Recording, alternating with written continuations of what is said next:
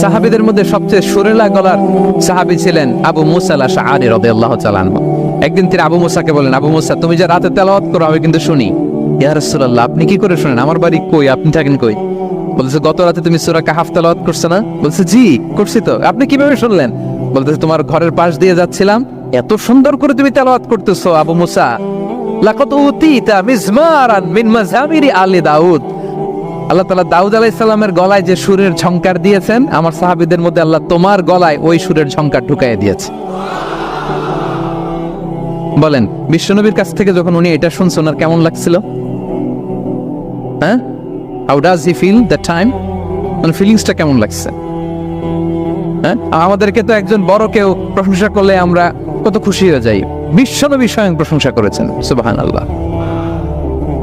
দেখেন প্রিয় ভাইরা, বিশ্বনবী সাল্লাল্লাহু আলাইহি ওয়াসাল্লাম শুধু মুমিনদেরকে, মুসলিমদেরকে যদি এটা করতেন তাহলে একটা কথা ছিল, আমরা তো আমার দলের বাইরে কেউ ভালো কিছু করলে বলি না। বিশ্বনবী সাল্লাল্লাহু আলাইহি ওয়াসাল্লাম ইহুদির প্রশংসা করেছেন। আপনি আছেন কই মিয়া? ইহুদি উহুদের যুদ্ধে বিশ্বনবী সাল্লাল্লাহু আলাইহি ওয়াসাল্লামের সাথে মদিনার যে ইহুদিরা, তাদের কন্ট্রাক্ট ছিল মদিনা কেউ অ্যাটাক করলে সবাই মিলে মদিনাকে রক্ষা করবে। কিন্তু কুরাইশরা আক্রমণ করলো, এখন আর কেউ বের হয় না। বনু কাইনুকা, বনু নযীর, বনু কুরাইজা কেউ আর যায় না, কেউ যায় না। বিশ্বনবী কি করবেন? নিজেই বেরোলেন সাহাবাদেরকে নিয়ে। মাঝপথে আবার মুনাফিকরা ফিরে গেল, কোনো ইহুদি যায় নাই, কথা রাখে নাই, একজন ইহুদি ছাড়া। তার নাম মুখাইরিক। তার নাম কি?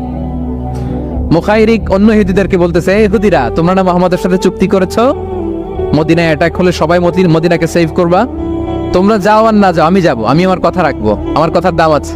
এবং সে বলল, আমি যদি এই যুদ্ধে নিহত হই আমার সম্পদের মালিক হয়ে যাবে মুহাম্মদ, আমার কোনো ছেলে মেয়ে পাবে না। মুখাইরিক বীর দর্পে ঘোড়া হাঁকিয়ে উহুদের ময়দানে যুদ্ধে গেল মুহাম্মদ সাল্লাল্লাহু আলাইহি ওয়াসাল্লামের পক্ষে। কুরাইশ